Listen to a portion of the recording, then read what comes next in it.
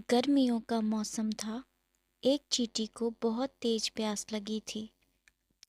वह पानी की खोज में यहाँ वहाँ भटकने लगी। कुछ ही देर में वह एक नदी के पास पहुंच गई। वह नदी पानी से भरा था, लेकिन चींटी सीधे उस नदी में नहीं जा सकती थी। इस वजह से वह एक छोटे से पत्थर पर चढ़ गई और वहीं से झुककर नदी का पानी पीने की कोशिश करने लगी। जैसे ही चींटी पानी पीने के लिए नीचे की तरफ झुकी, वह नदी में गिर गई। उसी नदी के किनारे एक पेड़ पर बैठा कबूतर यह सब देख रहा था। उसे चींटी की हालत पर दया आ गई और उस कबूतर ने चींटी को बचाने की योजना बनाई। उसने जल्दी से पेड़ की डाली से एक पत्ता तोड़कर नदी के पानी में बहा दिया, जिससे कि चींटी उस पे चढ़ जाए। चींटी उस पत्ते पर बैठ गई और जब वह पत्ता नदी के किनारे पहुंचा तो वह उस पत्ते से कूदकर जमीन पर आ गई। चींटी ने अपनी जान बचाने के लिए कबूतर को धन्यवाद किया और वहां से चली गई। कुछ दिनों के बाद उसी नदी के किनारे एक शिकारी आया। उसने कबूतर के घोंसले के पास अपना जाल बिछा दिया।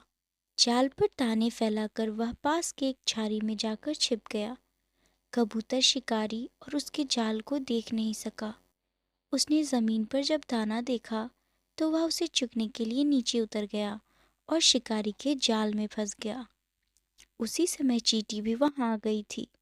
उसने कबूतर को शिकारी के जाल में फंसता हुआ देख लिया था। बेचारा कबूतर लाख प्रयास करने के बाद भी शिकारी के जाल से नहीं निकल पाया। इसके बाद शिकारी आया और जाल में फंसे कबूतर को उठाकर आगे चलने लगा। तभी चींटी ने कबूतर की जान बचाने का फैसला किया। चींटी दौड़ती हुई आई और उसने शिकारी के पैर में काटना शुरू कर दिया। चींटी के काटने के कारण शिकारी को बहुत तेज दर्द होने लगा। उसने जाल को नीचे फेंक दिया और अपना पैर साफ करने लगा। इसी बीच मौका पाते ही कबूतर जाल से निकल गया और वह तेजी से उड़ गया। इस तरह चींटी ने भी कबूतर की जान बचाई।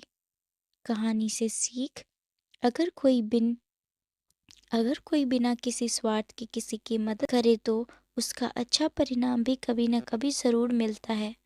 अच्छे व्यक्ति के साथ हमेशा अच्छा ही होता है।